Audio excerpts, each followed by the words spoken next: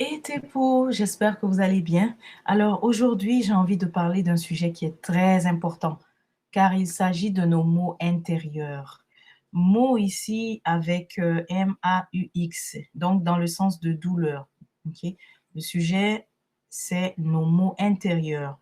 Pourquoi j'ai voulu parler de ce sujet? C'est parce que souvent derrière, que ce soit nos discours, nos actions, ou même lorsqu'on n'agit pas, donc la non-action, hein, se cache l'externalisation de cette douleur-là. Je commence par dire douleur, bon ça c'est très subtil, mais le terme vraiment c'est trauma. Vous allez voir tout à l'heure.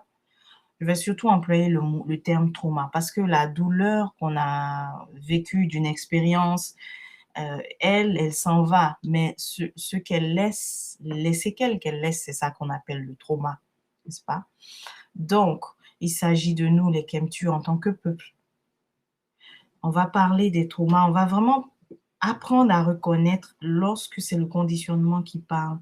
Et pourquoi? Eh bien, dans le but d'avoir des rapports plus harmonieux et d'avoir aussi des communications plus fructueuses aussi entre nous. Parce que lorsque c'est le trauma qui s'exprime, lorsque c'est le conditionnement qui s'exprime, ça a tendance à être répétitif. Donc, on a tendance à répéter les mêmes discours encore et encore et sans le réaliser. Donc, le but de cette communication, c'est de nous aider vraiment à prendre conscience. Ok. Donc, j'ai préparé une présentation que vous voyez maintenant à présent. Et je préfère ça parce que ma première version, c'était une vidéo où il y avait des dessins et c'était pas joli. Le thème, donc, c'est trauma collectif, trauma personnel, trauma intergénérationnel. Tous ces trois euh, sujets sont reliés les uns les autres. Mais avant même de rentrer dans le sujet des traumas, le contexte dans lequel on parle de trauma, c'est la saison de Atméite. Le contexte qui m'amène vraiment à parler des traumas, c'est la saison de Atméide, c'est-à-dire le signe astrologique des poissons. À gauche, ici, vous voyez représenter la néthère des poissons, la chef des poissons, s'il faut l'appeler ainsi. Et souvent, néthère est faussement traduit par divinité. Bon, pour le langage profane, on dira la divinité des poissons, mais moi, je préfère dire néthère. Donc, saison des poissons du 20 février au 21 mars 2023. 21 mars 2023, nous aurons une nouvelle lune en poisson. Et comme je l'ai dit dans les communications, quelle est l'énergie dominante, quelle est l'influence dominante qui se passe dans cette saison des poissons? C'est le fait on est tourné vers notre intérieur. Notre regard, enfin, est tourné vers notre intérieur. Et qu'est-ce qu'il y a dans notre intérieur? Ben, c'est tout notre monde, qu'on va dire, subtil, nos pensées, nos rêves, nos émotions. Tout ceci se trouve dans notre monde intérieur. Et voilà pourquoi, si vous suivez ma page sur les réseaux Kurumalab, vous allez voir que j'ai parlé de découvrir aussi le secret. Parce que souvent, on associe le thème du secret au poisson. Eh bien, c'est parce que ce qui est secret est caché et est aussi à l'intérieur.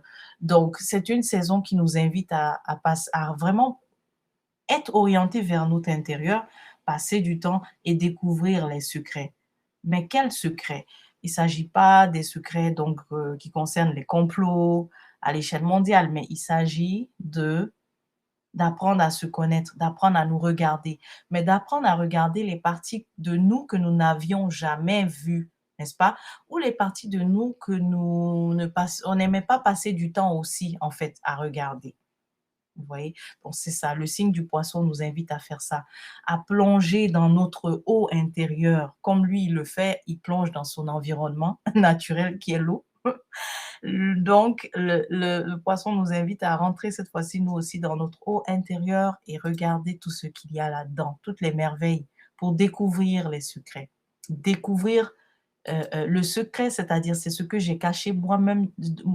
Enfin, je reprends, le secret, c'est ce qui est caché de moi depuis longtemps, mais qui me concerne. C'est une particularité et c'est un cadeau. Et ce secret-là, comme j'ai dit que c'est une particularité, c'est vraiment ce qui ça va me permettre de me découvrir davantage et de comprendre mon unicité. Vous voyez? Donc, c'est ça, cette merveilleuse saison des poissons. Ensuite, l'autre contexte important pour lequel nous allons parler de trauma, c'est Saturne qui transite chez les poissons aussi pour la première fois en 30 ans. Saturne, cette merveilleuse planète, je ris parce que Saturne, c'est la planète qui ne s'amuse pas. Elle nous fouette. C'est la planète la plus méchante, s'il faut dire ça comme ça. Ça, c'est notre perception, hein. En tant qu'humain, on a la perception que Saturne est la planète qui est la plus dure envers nous. Elle nous influence tous. Donc, son transit chez les poissons aura aussi une influence sur nous. Elle prend à peu près 2 à 3 ans dans un signe. Et donc, le temps qu'elle parcourt tous les autres signes jusqu'à arriver au poisson, vous comprenez que ça peut prendre 30 à 36 ans. Donc voilà, depuis le 7 mars, Saturne est maintenant chez les poissons. Qu'est-ce que ça veut dire? Eh bien, ça veut dire qu'il y aura un impact. Et quel est cet impact? Bah, avant de comprendre l'impact, c'est de se demander qu'est-ce que représente Saturne et que représentent les poissons. Okay? Alors, on va juste dire en un seul mot. Les poissons, ça représente alors, on va dire les rêves, nos rêves, n'est-ce pas? Parce qu'on a vu tout à l'heure que les poissons sont dans le milieu de l'eau, dans le milieu intérieur. Ils sont vraiment orientés vers l'intérieur, n'est-ce pas? Et donc, à l'intérieur de nous, il y a nos rêves, il y a nos pensées, il y a notre imagination. Vous voyez? Donc, et cela aussi est vrai pour le signe. Donc, si vous voulez connaître les poissons, sachez que c'est des signes qui sont aussi très forts dans leur imaginaire. Mais ça, je pense que je vais aussi en parler tout à l'heure. Donc, arrêtons-nous là. On va juste dire que poisson égale à rêve. Et Saturne, elle, elle vient nous, elle vient nous tester. Comment? Parce que c'est, si vous voulez,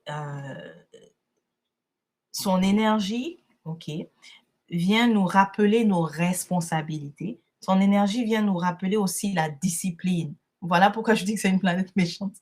Parce que la discipline, faire preuve de discipline, c'est pas toujours facile. Et puis aussi, son énergie vient nous donner des leçons. Voilà.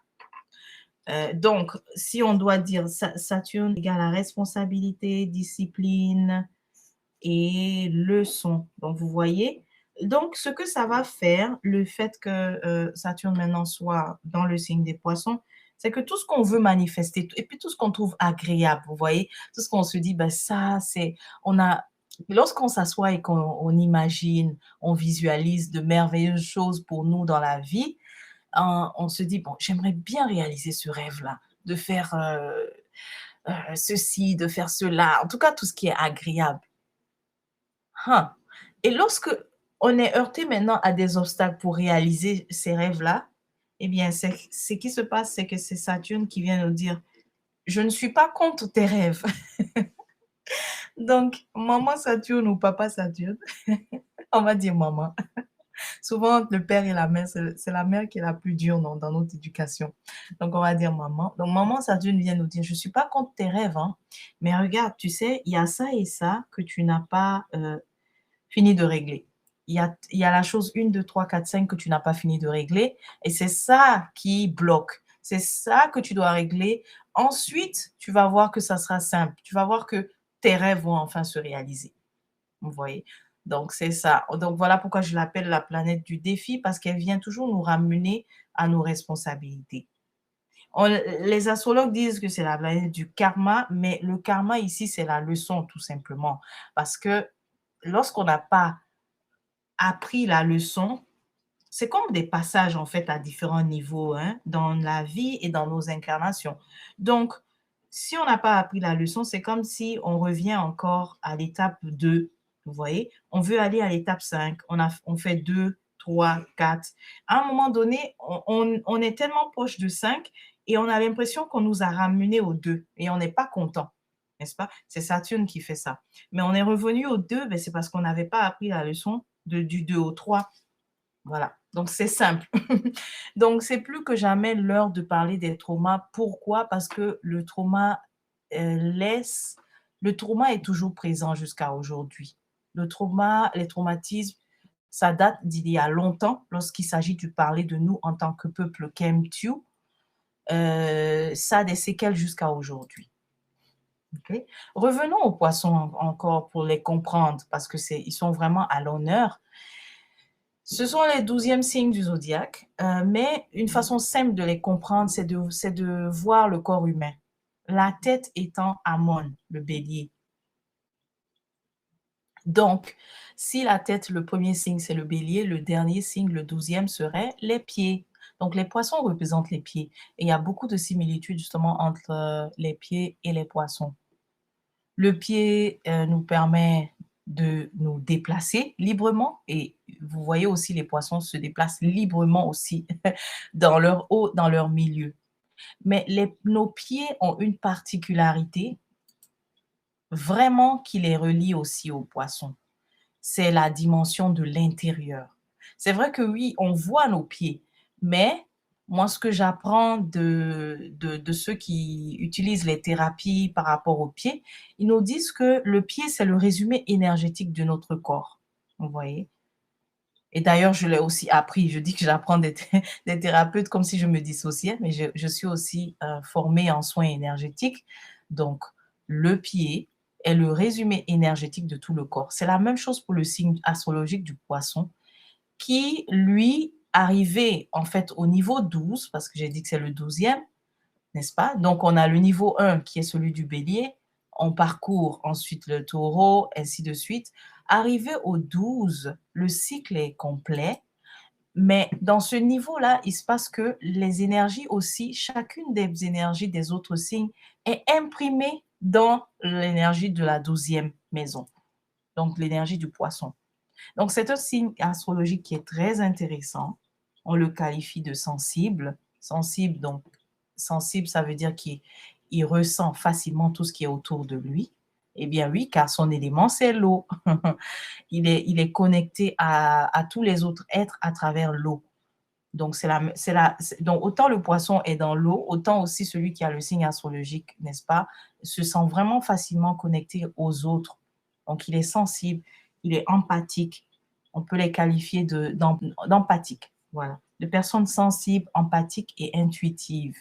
Pourquoi? Parce que l'eau est vraiment par excellence le symbole de l'intuition. L'eau, c'est fluide.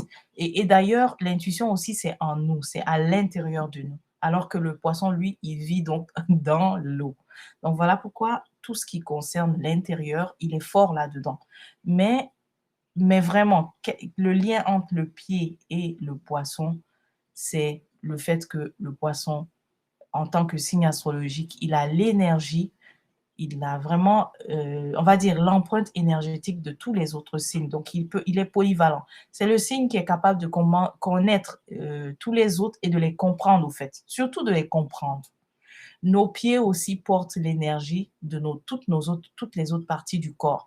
Voilà pourquoi en thérapie, on peut utiliser donc la pression, donc la réflexologie, pardon, au niveau des pieds pour, pour toucher des parties donc, du corps non accessibles. Et puis, vous voyez que ce qui est intéressant avec les pieds, c'est que finalement, c'est comme on peut réaliser un scan au fait. Les pieds nous donnent accès aux dimensions du corps que nous n'avons pas accès. Vous voyez ici, par exemple, estomac, foie, ces organes-là, lorsqu'on n'a pas de machine pour scanner le foie ou voir le cœur, voir tout ce qui est interne, eh bien, on peut justement regarder les pieds, la zone des pieds qui correspond à ces organes-là pour savoir qu'est-ce qui se passe avec notre estomac, qu'est-ce qui se passe avec les autres parties. Et quel est le lien avec le poisson? Même chose, comme j'ai dit, il a l'empreinte des autres signes. Voilà. Donc, s'il a l'empreinte, ça veut dire aussi qu'il comprend bien, il peut comprendre aussi les autres. J'ai parlé tout à l'heure de l'intérieur et c'est ça que j'appelle aussi l'invisible. Et qu'est-ce qu'il y a dans l'invisible? C'est la psyché. Dans la psyché, il y a le conscient, l'inconscient, l'intuition et les émotions. Dans notre conscient, c'est ce que nous avons, nos pensées, n'est-ce pas, dont nous sommes conscients. Notre imagination aussi, dont nous sommes conscients. Dans notre inconscient, c'est plutôt les croyances.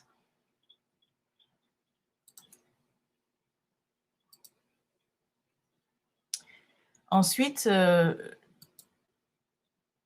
voilà, donc je vais d'abord sauter ce que je voulais dire sur Neptune pour faire le lien avec les émotions. Donc, les émotions, elles siègent aussi dans ce milieu invisible, donc dans le milieu de l'eau. On peut dire aussi dans notre eau intérieure, donc c'est-à-dire en nous. Et les émotions, lorsqu'elles nous visitent, elles laissent des résidus. Et c'est ces résidus qu'on va appeler trauma. Ok. Maintenant, revenons un peu rapidement pour parler de Neptune, car c'est la planète vraiment dominante des poissons, la planète dominante de Atméide. Neptune, son élément, c'est l'éther. Et donc, quand le vent de l'éther souffle sur l'eau des poissons, ça leur apporte plus d'imagination et plus d'intuition. Vous voyez? Alors, trauma collectif, trauma personnel et trauma générationnel. Nous allons maintenant à présent prendre conscience, comment est-ce que on va prendre conscience au fait des symptômes, ok, des symptômes de ces traumas-là, en fait, que nous avons, nous, dans nos communautés. On va parler du syndrome de Stockholm, l'identification à l'agresseur, comment est-ce que ça se manifeste, n'est-ce pas? Et ces symptômes se manifestent dans nos actions ou alors même dans la non-action, lorsqu'on n'a pas agi aussi, alors qu'on devait agir. Les symptômes aussi se manifestent dans nos discours. On va apprendre à reconnaître. Quand est-ce que c'est le mécanisme, en fait, c'est le conditionnement qui est mis en place. Le conditionnement, c'est-à-dire la douleur finit par nous conditionner à répondre d'une certaine manière. C'est ce que je veux dire par conditionnement.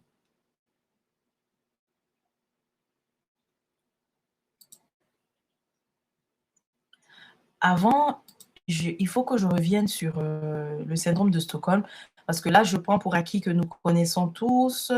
On a beaucoup entendu parler du syndrome de Stockholm, surtout si vous êtes récemment quelqu'un qui a pris beaucoup conscience par rapport à à notre, comment dire, notre grandeur, si vous voulez, historique, notre contribution, euh, dans tous les domaines de la vie. Je crois que vous avez peut-être entendu parler du syndrome de Stockholm, mais c'est mieux que je fasse comme si c'est la toute première fois que vous entendez parler du syndrome de Stockholm. Le syndrome de Stockholm, euh, ce n'est pas moi hein, qui donne la définition. Hein. Ici, c'est vraiment ce que je rapporte là. C'est les travaux de tous ceux que je peux appeler les thérapeutes de la psyché. Voilà. Ce sont les psychologues, les psychiatres, etc. Donc, tous ces thérapeutes-là nous ont donné des termes. Et donc, c'est ça que je suis en train de rapporter.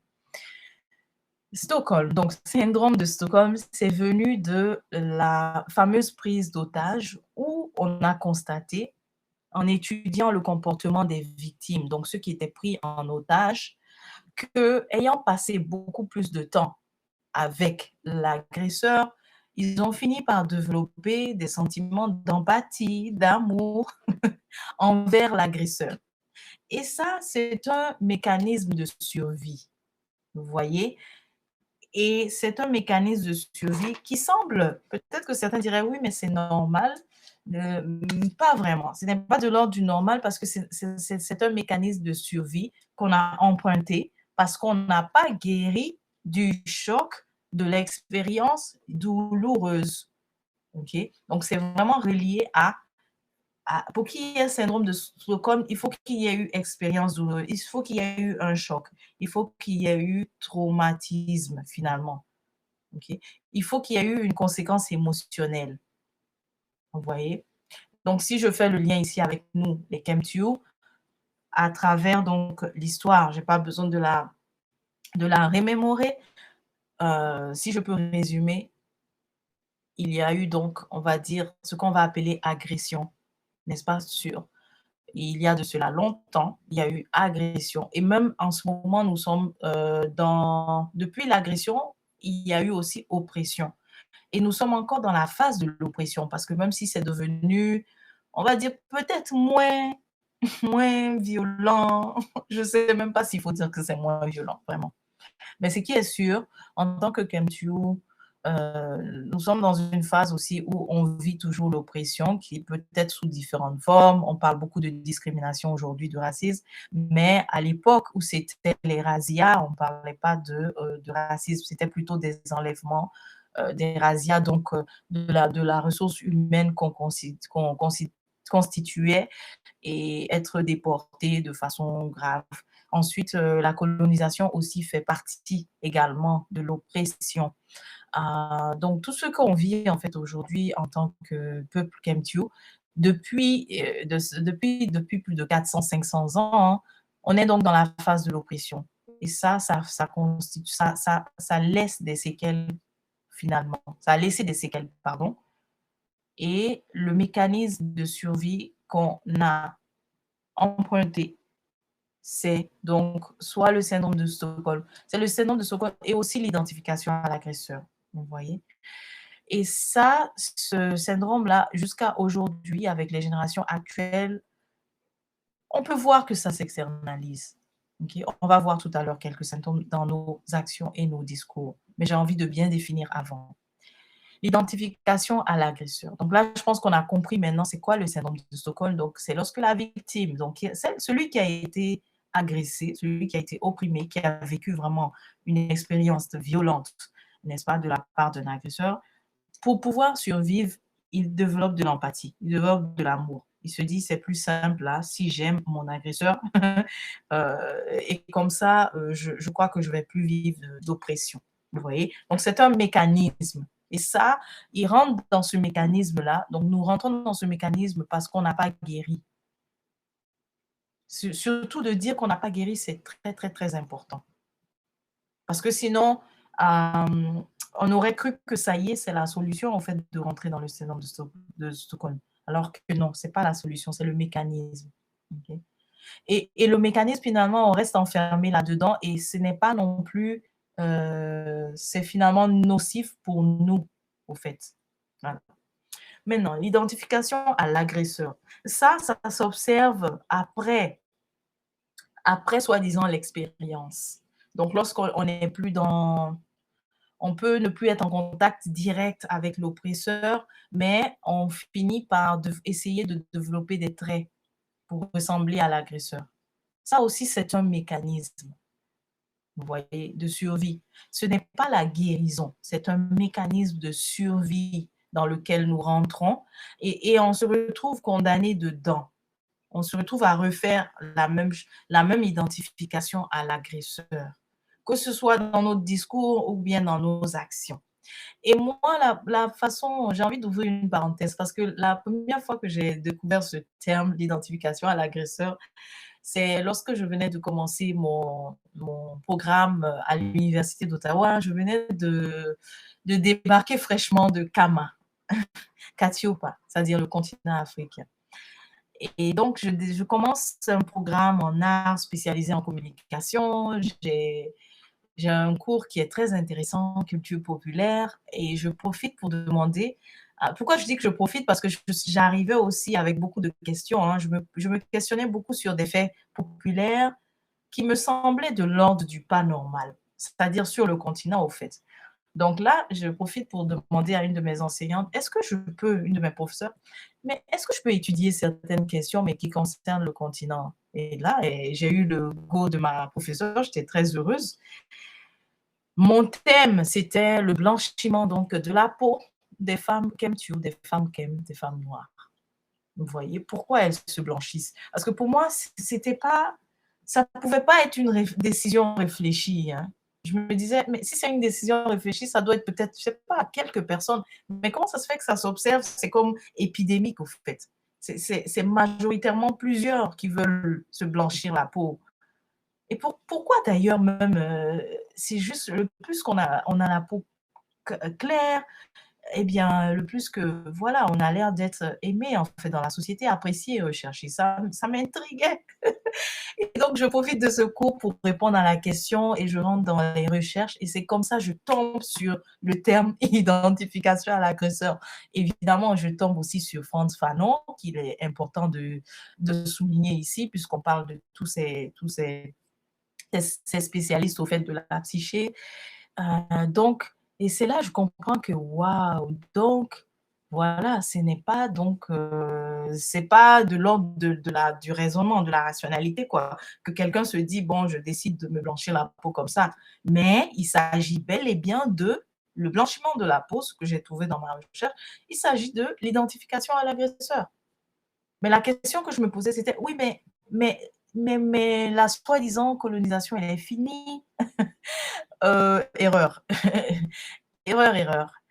Donc, même si l'oppression semble, avoir soi-disant pris fin, parce que je dis soi-disant parce que si on observe bien, nous sommes encore dans une phase d'oppression quand même. Donc, même si l'oppression semble être terminée, il y a la question du traumatisme. Le traumatisme, lui, laisse donc, une mémoire donc émotionnelle et que si ce n'est pas guéri, cette même mémoire émotionnelle se transmet. OK? Tout à l'heure, je vais encore expliquer ça. Donc, ça se transmet donc finalement aux générations d'après. Donc, l'identification à l'agresseur, c'est ça, c'est de vouloir vraiment tellement ressembler à l'agresseur qu'on n'est plus nous-mêmes. Et on est pris dans ce mécanisme, on ne fait que le répéter, le répéter, le répéter et le répéter. On devient finalement comme des robots. Voilà pourquoi j'ai parlé de conditionnement. OK? Vous voyez? Donc voilà, le trauma collectif, trauma personnel et trauma intergénérationnel, c'est relié. Mais expliquons bien c'est quoi le trauma collectif. Le trauma collectif, c'est l'expérience, vraiment douloureuse qu'un groupe va vivre au fait, et dont il va en être marqué émotionnellement, donc finalement psychologiquement. Et de là, ce groupe, pardon, va développer un mécanisme de survie. Et ce mécanisme de survie va se constater ou se faire voir dans le discours, dans les actions ou dans la non-action. Vous voyez? Exemple de trauma collectif, si je allons voir. Exemple de trauma collectif, l'enlèvement de jeunes femmes par des groupes djihadistes. Vous voyez? Que ce soit au Nigeria ou que ce soit prenons par exemple l'enlèvement de jeunes femmes, au Burkina Faso. Si c'est dans le nord que ça se passe, on peut parler de trauma collectif pour, de la collectivité donc qui vit au nord du Burkina Faso, mais c'est aussi un trauma collectif pour tout le pays en fait du Burkina Faso. C'est également un trauma collectif qui est partagé par toute l'Afrique de l'Ouest, parce que c'est un événement douloureux. Vous voyez? Donc ça peut marquer autant, ceux qui ont en été victimes directement, mais ceux aussi qui partagent le même lieu géographique ou la même culture, au fait. C'est ça le trauma collectif. Mais le trauma collectif aussi peut concerner des gens qui n'ont pas nécessairement quelque chose en commun. Donc je donne un exemple, si ma mémoire est bonne, il y a eu quand même un moment dans la ville d'Ottawa où une personne était armée et s'était présentée, jusqu'au parlement et avait essayé, en tout cas, je me rappelle plus parce que je suis pas trop, j'essaye de ne pas savoir tous les détails au fait des nouvelles. Mais ce qui est sûr, il y avait eu quelqu'un qui était rentré dans le parlement avec une arme, donc avait, donc certainement traumatisé des députés ou quoi que ce soit. Mais ça constitue aussi un trauma collectif pour toute, la ville, en fait, d'Ottawa. Vous voyez? Donc un groupe d'individus qu'on va peut-être pas nécessairement on va venir de groupes, différents, mais on a vécu l'événement, en fait, ensemble, en ce moment-là. OK? Ensuite, donc là, je pense que c'est clair pour le trauma collectif, mais le trauma collectif concerne aussi parfois des groupes d'individus qui partagent les mêmes valeurs. Donc vous avez vu qu'en tant que KMTU, on partage vraiment le trauma collectif ensemble. On a ça en commun, mais on partage aussi en fait, on a été agressé vraiment à différents niveaux. Donc voilà pourquoi il y a différents niveaux de trauma aussi.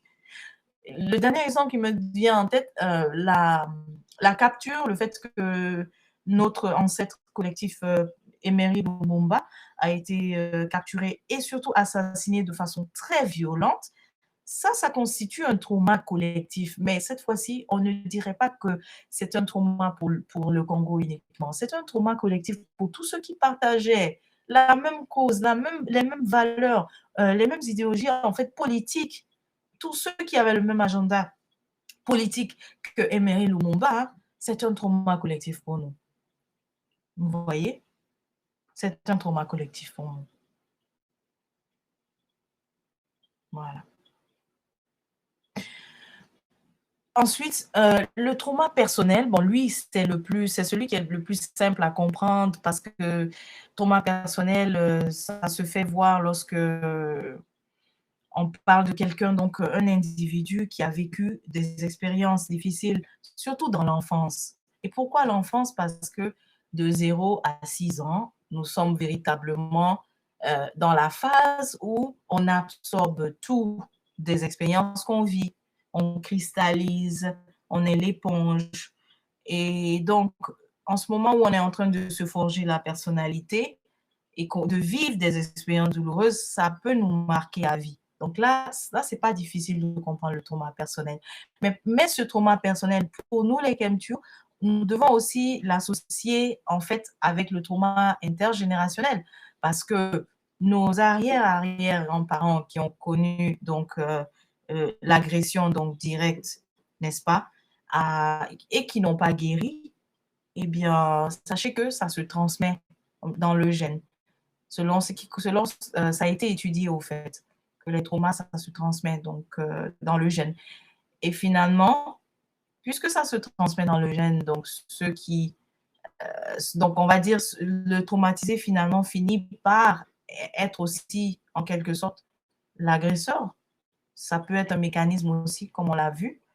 Et donc, celui qui subit le trauma donc, au niveau personnel, bah, d'un membre de sa famille, par exemple, vous voyez que c'est venu de loin, finalement. Donc voilà pourquoi trauma collectif, trauma intergénérationnel, c'est totalement lié pour finalement aller au trauma personnel. Okay? Et ça, ces mécanismes-là, comme je l'ai dit, sont observables beaucoup dans nos communautés. Beaucoup dans nos communautés. Par exemple, si on prend le cas de trauma personnel, donc celui qui a eu une enfance difficile, en est resté marqué, n'a pas guéri, développe des mécanismes, eh bien, ça peut être des mécanismes qui sont finalement de comportement, si vous voulez, qui sont nuisibles pour leur propre famille. Donc, dans ça, il y a la dépendance, par exemple. La dépendance, c'est aussi un mécanisme de survie, c'est-à-dire l'addiction. Lorsqu'on est devenu dépendant, que ce soit dans l'alcool, que ce soit dans les substances, c'est aussi un mécanisme de survie, vous voyez. On peut aussi avoir des personnes, donc des pères de famille qui deviennent très toxiques dans leur foyer. Donc, c'est pour ça que nos mots, en fait, nos mots M-A-U-X, qui concernent nos communautés, doivent être regardés avec je vais dire, cet instrument-là, au fait, du trauma. Il ne faut pas qu'on essaie de regarder ça sans tenir compte du trauma collectif, du trauma intergénérationnel. Très souvent, j'ai l'impression qu'on veut parler de ça, mais de façon séparée. Et de vouloir dire, ah bon, on dirait que majoritairement les hommes noirs ont tendance à être très agressifs envers les femmes noires ou vice-versa, etc. De vouloir juste faire des constats comme ça, il faut tenir compte du fait que collectivement, collectivement, en tant que groupe, nous partageons donc justement les traumas. Le trauma intergénérationnel, c'est ce qui nous a été transmis depuis, donc, depuis les générations passées, qui, elles ont subi, OK? Et nous aussi, on a reçu notre part. Maintenant, c'est à nous de se demander individuellement, est-ce que je ne suis pas dans le mécanisme de survie, au fait? Vous voyez? Est-ce que je ne suis pas dans le mécanisme de survie? Yeah.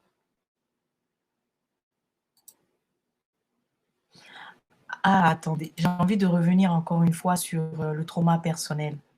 Parce que je trouve que la réponse tellement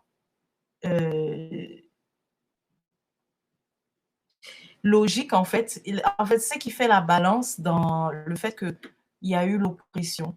Et cette oppression-là, à un moment donné de l'histoire, a constitué, a vraiment déshumanisé les Kemtu. Je ne l'invente pas, vous le savez. Il y a eu ce moment de l'histoire où il a fallu que ce soit même, que ce soit politique et que ce soit et que les scientifiques aussi aient fait part d'idéologie pour dire que, ah, il y a un groupe qui sont finalement appelés une race et qui sont les derniers, au fait, qui ne sont pas avantagés et qui sont, voilà, qui sont presque, qui ne sont pas des humains. Mmh. Donc, des scientifiques ont été chargés, au fait, de devoir répandre ces idées-là afin de déshumaniser les Kemtu. Donc, voici l'oppression qui a été vécue. Mais, puisque ce n'est pas guéri jusqu'à aujourd'hui, on peut constater que dans les mécanismes de survie, nous finissons par développer une condition mentale qui est celle du narcissisme. On a été tellement dévalorisé, n'est-ce pas? Et, et on est tellement dévalorisé que le narcissisme, lui, c'est une condition maintenant opposée qui vient apporter une sorte de balance, mais à l'extrême opposé. Le narcissisme, lui, c'est une maladie, hein, c'est considéré comme une condition, vraiment une maladie qu'il faut diagnostiquer par un thérapeute. C'est vraiment le mécanisme de survie, voilà, qui consiste à dire, enfin, pas dire, qui consiste à faire croire à la personne au fait, ou l'amener à penser souvent qu'elle est la meilleure, elle mérite le mieux, le meilleur. En fait, avec le narcissisme, c'est simple, c'est tous les superlatifs, mais dans le positif. Le narcissisme est une condition qui fait en sorte qu'on ne peut pas, on ne veut plus se voir dans une position défavorable. On veut vraiment toujours se voir dans une position favorable et encore mieux que les autres. Voilà pourquoi j'ai tenu à féliciter ce monsieur qui est du côté des États-Unis, qui a reconnu qu'il est atteint de ça, qu'il est atteint de cette condition-là. Et c'est une condition qui est vraiment très présente dans nos communautés. Et on a des données, surtout en Amérique, en fait, surtout du côté des États-Unis, parce qu'il y a des psychologues, au fait, qui sont des communautés Kemtu, qui ont constaté aussi ça, ce fait-là. Vous voyez? Et donc, c'est merveilleux lorsque individuellement, on se pose la question, on se dit, mais est-ce que moi aussi, je ne suis pas dans un mécanisme? Et comment se douter qu'on est dans le mécanisme? C'est aussi de se dire, mais j'ai reçu souvent de la critique des autres. Qu'est-ce que les autres ont souvent dit que j'ai souvent balayé comment on dit ça? Que j'ai souvent refusé d'admettre. Vous voyez? On le félicite énormément, mais je ne suis pas sûre. Est-ce que j'ai bien écrit sur mon livre, Hamok? En tout cas, il a donné une entrevue à la chaîne qui s'appelle My Big Story, c'est en anglais. Et voilà, donc il dit, je suis narcissiste et voici comment ma vie est réellement. On a donc, on arrive à comprendre la condition, pardon, on arrive à comprendre la condition à travers quelqu'un qui souffre de ça. Mais c'est une condition, je le félicite tellement parce que c'est une condition qui est extrêmement difficile de reconnaître parce qu'elle nous amène dans notre raisonnement, entre guillemets, à ne jamais voir le problème en nous. C'est toujours les autres le problème lorsqu'on souffre de cette condition. OK? Mais rappelons-nous, je tiens à parler de ça dans le cadre de mécanismes de survie et que tout ça a un lien depuis le passé, là. Vous voyez? Et que ce passé qui a laissé des traumas à nos arrière-parents, finalement, nous a été transmis. Et voici, nous, ce que, par exemple, on peut développer. Devenir des personnes toxiques. Devenir, il y a ce qu'on appelle aussi dark triade, n'est-ce pas? Enfin, toutes sortes de mécanismes de survie, mais qui ne font pas du bien, au fait, qui sont très nuisibles pour nous, entre nous, au fait, dans nos rapports entre nous. Et ce qui est un peu dommage, c'est que ça arrive aussi que Beaucoup de personnes, donc ça, je vais parler de ça aussi tout à l'heure, qui ont ces mécanismes, aiment les positions de leadership. Et donc, dans ce cas, elles vont nuire aussi individuellement à beaucoup de personnes sans qu'on ne le réalise, parce qu'une fois que quelqu'un est dans la position du leadership, elle est très appréciée, elle est très admirée. On ne voit que ce qu'elle fait en fait pour la communauté, mais on ne voit pas en quoi elle est toxique au fait pour les personnes autour d'elle. Vous voyez? Donc ça, je vais parler de ça tout à l'heure. C'est ce que j'appelle le syndrome du leader sauveur, qui a lui aussi des mécanismes de suivi, donc qui a aussi en lui le trauma, mais qui ne veut pas guérir du trauma, qui veut juste faire le projet libérateur, le projet qui va tous nous sauver, en fait. Ok. Ensuite, bon, si j'ai parlé pour les hommes, c'est bon de faire la balance. On observe aussi que chez les femmes, c'est plutôt des conditions qu'on a tendance à développer. Les cas, par exemple, de filles, j'ai envie de dire en anglais, mais c'est fibromes, voilà, en français, fibromes, sont très, très, très en hausse chez les femmes Kemtu. Que ce soit sur le continent ou alors aussi que ce soit dans ce qu'on appelle la diaspora, dans les Amériques, quoi, sont en hausse. Donc, allez voir. La majorité, hein, même les sources occidentales le disent, que beaucoup de femmes qui développent les fibromes ont, comment on appelle ça, le pourcentage chez les communautés KMTU sont élevés. Et une fois, j'avais discuté avec une thérapeute énergicienne, elle m'avait parlé du lien aussi avec l'agression au fait ancienne, l'agression ancestrale ancienne, liée vraiment au razzia, à l'esclavage, à comment est-ce qu'on était en fait traité avant et que tout ça revenait dans les gènes au fait. Et que c'était une façon pour la femme d'évacuer cela en formant donc des nodules intérieurs dans sa matrice. Vous voyez?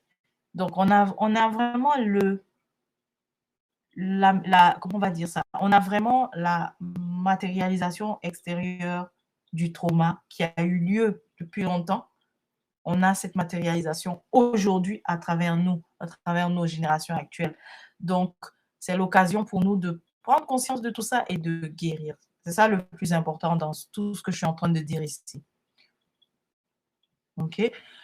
On va apprendre à repérer les traumas dans nos discours et dans nos actions. Donc, dans nos actions, j'ai parlé du leader sauveur. Donc, celui qui a vraiment, hein, qui est aussi dans les mécanismes de survie, mais qui ne veut pas le regarder, qui ne veut pas le voir.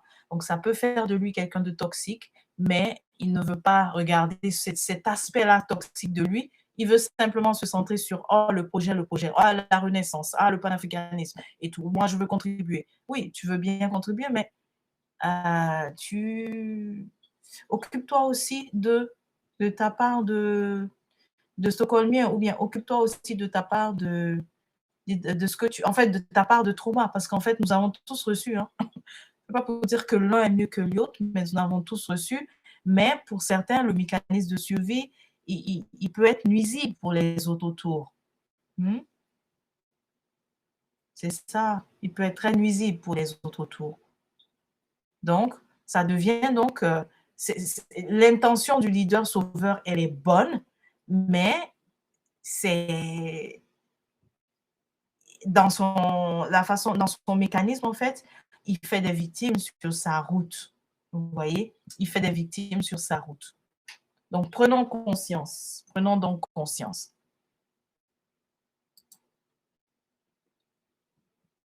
Repérons les traumas dans nos discours et nos actions.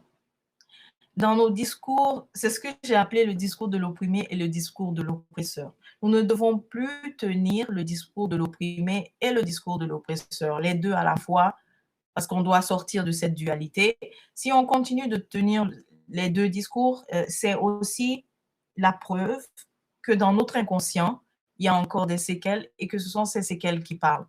Vous voyez? Donc, ça doit nous aider à prendre conscience. C'est-à-dire, écouter nous-mêmes notre propre discours nous doit nous aider à prendre conscience que ce sont les traumas qui s'expriment. Et j'ai choisi les phrases, les phrases clés qui ressortent. Nous ne sommes pas chez nous, donc laissons faire. Ah, bon, prenons un exemple. Quelqu'un vit en fait en France, vit à Paris depuis 7 ans, travaille dans une boîte et un jour, il est victime d'un licenciement abusif. Donc, c'est une injustice. Il doit prendre des mesures, n'est-ce pas?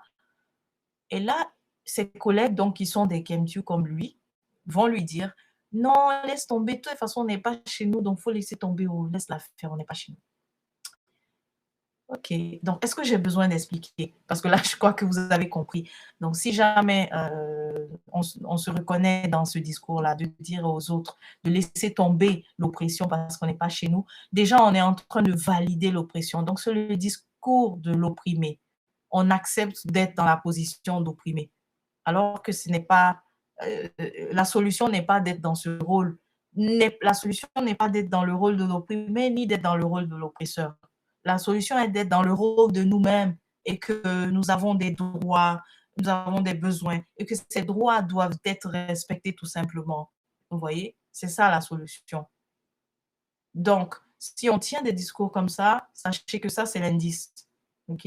C'est l'indice. Même moi, si je dis ça demain, donc ce que je vais me dire moi-même, c'est ok, donc tu es en train de tenir le discours de l'opprimé ici. Donc, ça veut dire que le trauma encore s'exprime encore en toi. Et donc, je vais alors guérir. Je vais alors me dire, alors, je vais reconnaître en fait que je dois guérir de ça. OK? Mmh. Ensuite, et puis aussi, nous ne sommes pas chez nous. C'est tellement relatif de dire ça. On est chez soi. Le continent mère, n'est-ce pas, Kama, Katiopa sera toujours chez nous. Mais ça ne veut pas dire que si j'ai décidé de vivre de façon indéfinie en Allemagne, c'est que ce n'est plus, c'est-à-dire je ne suis pas chez moi. À partir du moment où on a décidé de vivre quelque part, d'avoir une maison, de payer un loyer, de payer des taxes, on est considéré comme c'est chez soi, au fait. Hmm? Hmm. Hmm. Et aussi, si on inverse, ça ne marche pas parce que si vous prenez un occidental, il va vivre, par exemple, à Abidjan. Si un Allemand, par exemple, va vivre à Abidjan, il vit une injustice là-bas, il va courir directement à son ambassade pour dire que ses droits ont été bafoués. Il va aussi courir et il a le droit au commissariat pour dire que, voilà, porter plainte contre quelqu'un qui est chez lui. Même si lui n'est pas chez lui, il peut aller au commissariat et porter plainte contre quelqu'un qui est chez lui. Quelqu'un de la lagune, hein, quelqu'un de la lagune ébouillée qui est chez lui, lui fait une injustice, il ira au commissariat ou il ira voir en tout cas les autorités compétentes pour dire qu'il a vécu une injustice, même s'il est étranger. Donc le fait d'être étranger ne veut pas dire qu'on doit subir. Donc vous voyez que ça, ce n'est pas la raison. Tout de suite, vous voyez que ce n'est pas la raison qui parle, mais c'est le trauma qui parle. Vous voyez? OK. Donc, le deuxième, il faut arrêter de parler du passé. Et ça c'est une réaction que j'ai constaté qui arrive souvent lorsque on vient d'entendre la réalité, la vérité au fait sur notre passé. Ça, j'ai constaté que nous réagissons comme ça quand on vient d'entendre la vérité, c'est-à-dire l'histoire juste. On dirait qu'on n'y croit pas qu'on a eu un passé glorieux. Donc, on ne veut même pas l'entendre. Donc, on veut couper les autres et dire non, de toute façon, ne parlez pas de ça. Alors que le but principal pour lequel quand on se réunit parfois comme ça pour parler du passé, eh bien, c'est pour pouvoir bien avancer. Parce que souvent on dit, ah, ne parlons pas du passé, nous devons avancer. Mais avancer avec quoi? Si on n'a pas compris qu'est-ce qui s'est passé et qu'on n'a pas tiré les leçons du passé, n'est-ce pas? Eh bien, avancer pour répéter les mêmes erreurs, vous voyez? Donc ça, c'est le discours. Donc ça c'est autant qu'on est dans l'identification à l'agresseur parce qu'on a peur au fait que mais vous parlez comme ça, il ne faut pas que l'agresseur vous entende parler de votre gloire, on risque de se faire réprimander. Donc on dirait qu'il y a cette peur-là, qui est présente. Voilà pourquoi on dit non, ne parlez pas comme ça. En fait, on se joue l'avocat de l'agresseur. Vous voyez? On se joue vraiment l'avocat de l'agresseur lorsqu'on dit ça. Ne parlez pas du passé glorieux là. Ah, les deux derniers sont tellement intéressants. Nous sommes derrière telle communauté. Ah, telle communauté, on est derrière. Mais ça, c'est encore une fois reconnaître le discours. Donc, c'est le discours de l'opprimé. C'est-à-dire, je reconnais que je suis que ce qui a été dit depuis longtemps. Je reconnais que la bulle papale qui disait que nous allons toujours être des sous-hommes, elle est vraie. C'est validé cela. Peut-être qu'on a, parfois on le dit dans l'intention de vouloir nous motiver à avancer, mais si il faut faire des comparaisons, ça ne doit pas être par rapport à l'extérieur. Il faut qu'on essaye de comparer avec des indicateurs qui ne sont pas biaisés. Souvent, on compare avec des indicateurs biaisés. Ce que j'appelle par indicateur biaisé, c'est quoi? C'est souvent on compare, on regarde une communauté, on regarde que leurs finances et on dit, ah, ils sont mieux que nous. Mais on ne regarde pas d'autres aspects. Exemple frappant, saviez-vous que à Shanghai, depuis 2014, ils font face à une problématique. Bon, là, je n'ai pas regardé dernièrement si c'est revenu à la normale, mais la problématique à laquelle ils font face, c'est le taux de suicide des jeunes de 14 ans à 18 ans qui était en hausse depuis 2014 à Shanghai. Et vous voyez que ça, c'est un problème qu'ils vivent à l'interne. Et ils se sont aussi peut-être dit qu'on ne va pas faire trop de publicité de ce problème à l'interne. On va juste mentionner tout ce qui est positif, en fait. On va mentionner dans les nouvelles tout ce qui est positif. Surtout, on fait attention aux nouvelles qui vont à l'extérieur. Et donc, quelque chose comme ça qui paraît négatif, au fait, on n'entend pas trop parler par rapport à ces communautés-là asiatiques. Mais nous, quand on veut comparer, on regarde que l'aspect financier. Donc, c'est pour ça que je dis que c'est biaisé. Vous voyez? Même chose aussi, quelque chose que je suis sûre que les gens ne savent pas, on a tendance on aime seulement se comparer en disant, oh, on est derrière les Asiatiques, ils ont ça, ça, ça et tout. Mais parlant des Asiatiques, le Japon a eu, à un moment donné, faisait partie des pays où le taux de crimes en fait conjugaux était très élevé en fait, parmi les pays où le taux de crime conjugal était les plus élevés au monde. Mais encore une fois, c'est pas quelque chose dont ils ont fait vraiment la publicité. Et certainement qu'ils ont dû régler ce problème, je n'en sais rien, mais je sais quand même à une époque, ils avaient ce problème. Effectivement, oui, ils ont pris des mesures, il y a eu des campagnes, etc. Il y a eu des femmes qui ont commencé à faire venir des hommes en thérapie, parce que il y a la question où le crime d'honneur, au fait, quelque chose comme ça, qui était quelque chose un facteur important, essayer de faire comprendre à ces hommes-là qu'elle ne t'appartient pas, donc elle peut s'en aller, vous voyez. En tout cas, bref. Mais juste, je vous mentionne des problèmes que certaines communautés ont eu à l'interne, mais que nous, on ne regarde pas lorsqu'on veut comparer. On regarde juste un élément et on veut comparer. Le mieux pour s'encourager à avancer, je suis pour que nous soyons forts économiquement, financièrement, etc. Mais on doit comparer ça par rapport à nous-mêmes. On doit se dire, exemple, imaginez, les premiers ouvriers, n'est-ce pas, ceux qui ont fait les premiers syndicats de l'histoire de l'humanité, c'était chez nous, c'était à Kemet. Hein? Première grève pardon, d'ouvriers dans l'histoire de l'humanité, c'était chez nous, c'était à Kemet. Et aujourd'hui, où en sommes-nous? Vous voyez, on doit comparer comme ça. Aujourd'hui, où en sommes-nous? Ah ben, on n'en est pas là. Et pourquoi on n'en est pas là? Ah ben, parce que. Ça, c'est fabuleux comme comparaison parce qu'on se compare, on compare la meilleure version de nous versus la moins intéressante version de nous. Et c'est par rapport, ça sera aussi par rapport à nos propres indicateurs de succès. Parce que chaque communauté n'a pas les mêmes indicateurs de succès. Telle communauté dit ceci, cela de nous. Bon, ça, je pense que pas besoin d'expliquer, c'est un peu similaire à l'autre, c'est de vouloir en fait s'améliorer en tenant compte de la critique extérieure.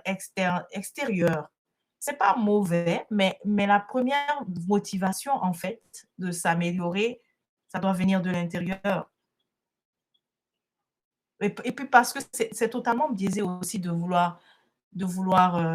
dire ça, parce que de toutes les façons, l'extérieur n'a pas reçu une bonne éducation non plus de qui nous sommes en tant que Kemtu. Le monde a été éduqué, voilà, ce ne sont pas les travaux de Cheikh Anta Diop qui sont en train d'être enseignés dans les manuels d'histoire en Inde, par exemple, vous voyez. Donc, même le monde entier a besoin d'être rééduqué par rapport à qui est le Kamit, qui est le Kem. Mm.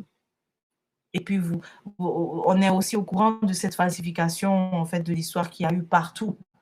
Donc, on peut pas tenir compte en ce moment de ce que les autres communautés disent de nous, mais nous devons, c'est clair que nous devons agir, n'est-ce pas? Et puis, nous devons souhaiter le meilleur pour nous. Bien sûr, nous devons souhaiter d'être fort économiquement, d'être fort dans tous les sens, dans tous les domaines en fait possibles. Voilà. Donc, la motivation, ici, c'est un peu le résumé de ce que je disais tout à l'heure. La motivation pour un avenir meilleur, c'est ça, pour nous en tant que KMTU, ça doit être interne, ça doit être endogène. La motivation pour un avenir meilleur, ça doit nous permettre de nous comparer par rapport à nos propres indicateurs de performance. Indicateurs de performance, indicateurs de succès. Exemple, les enfants. Voilà pourquoi j'ai mis cette photo de ce bel enfant-là. Vous voyez le passé et le présent. C'est fabuleux. Les enfants, par exemple, avoir des enfants, c'est un indicateur de succès dans notre paradigme, dans notre culture. Si on veut dire que quelqu'un a réussi, quelqu'un est riche, c'est qu'il a des enfants, n'est-ce pas? Et donc, les indicateurs de succès peuvent être différents si on parle d'autres communautés. Maintenant, c'est clair que sur ce point, nous arrivons bien, mais nous avons donc les défis actuels, c'est de pouvoir on ne va pas dire scolariser, c'est-à-dire les éduquer et les nourrir aussi, les nourrir sains, convenablement, mais surtout les éduquer. Et puis les éduquer c'est-à-dire leur donner une éducation qui est débarrassée du discours de l'opprimé, débarrassée aussi du discours de l'oppresseur. Une éducation qui leur enseigne une estime d'eux-mêmes. Parce que lorsqu'on a on a le trauma, on a aussi perdu l'estime de nous. Vous voyez? Donc voilà, voici donc des défis en fait qu'on doit arriver à déterminer comme ça à partir c'est-à-dire de nous-mêmes, de nous-mêmes. Mhm. La motivation pour un avenir meilleur pour nous en tant que peuple KMTO, ça doit nous permettre d'accepter de guérir au lieu de fuir dans des mécanismes qui ne nous guérissent pas. Et puis, si on fait ça individuellement, si nous faisons ça à l'échelle individuelle, le fait d'accepter de guérir, eh bien, comme je dis, nos rapports seront plus harmonieux et nos échanges aussi seront plus fructueux. Okay? Et puis, ça va aussi, si on part de l'idée de la guérison, la thérapie, ça va enlever aussi tous les questionnements qui consistent à simplement constater le problème. Ah, mais pourquoi on ne peut pas s'entendre entre nous? Pourquoi on ne peut pas se réunir? Pourquoi on n'arrive pas à faire ça? Pourquoi? Euh, Ça, c'est lorsqu'on observe les conséquences des traumas. Okay. Versus si on remonte et on se dit, oui, il y a eu trauma et chacun a reçu, donc les générations actuelles ont reçu aussi leur part, et parmi nous, voici comment est-ce que nous rentrons dans des mécanismes, soit en devenant des personnes comme ceci, comme cela, soit en devenant des narcissiques, pardon, etc. Toutes sortes de mécanismes, des dépendants, ok, des dépendants à l'agressivité, etc. Vous voyez, donc si on pose le sujet comme ça, on apprend en fait beaucoup plus que de juste s'opposer à dire ah, pourquoi on n'arrive pas à faire ça, à bâtir, à faire ça, ceci, cela ensemble, quoi. Mhm. Voilà. Donc, c'est tout ce que j'avais pour ce merveilleux sujet des traumas. Et puis, je nous souhaite à nous tous une merveilleuse réalisation d'abord, parce que si on veut guérir, on doit d'abord réaliser. Et une fois qu'on a réalisé, je nous invite chacun, en fait, individuellement, et moi y compris, hein, à nous demander, suis-je dans le mécanisme, n'est-ce pas, lorsqu'on tient certains discours ou certains comportements, suis-je dans le mécanisme? Et même, j'ai pas beaucoup parlé de la non-action, mais celle-là aussi. Parce que parfois, moi, je suis dans mon coin, je ne rejoins pas telle cause. Bon, parfois, on a des raisons valables. Mais est-ce que c'est pas aussi est-ce que c'est pas le trauma qui fait ça aussi, que je ne veux pas agir? Ou alors, est-ce que c'est pas le trauma aussi, c'est le trauma collectif? C'est-à-dire que chacun a tellement sa part, chacun est devenu tellement toxique que finalement, oh, oh, non, c'est ça, j'ai peur donc j'ai peur de rejoindre telle organisation parce ils sont vraiment tous toxiques là-bas aussi, vous voyez? Enfin bref, là, je pense que j'ai vraiment, je crois que ça a été compris. J'espère que ça a été utile aussi et on se dit à la prochaine. D'ici là, portez-vous bien et pour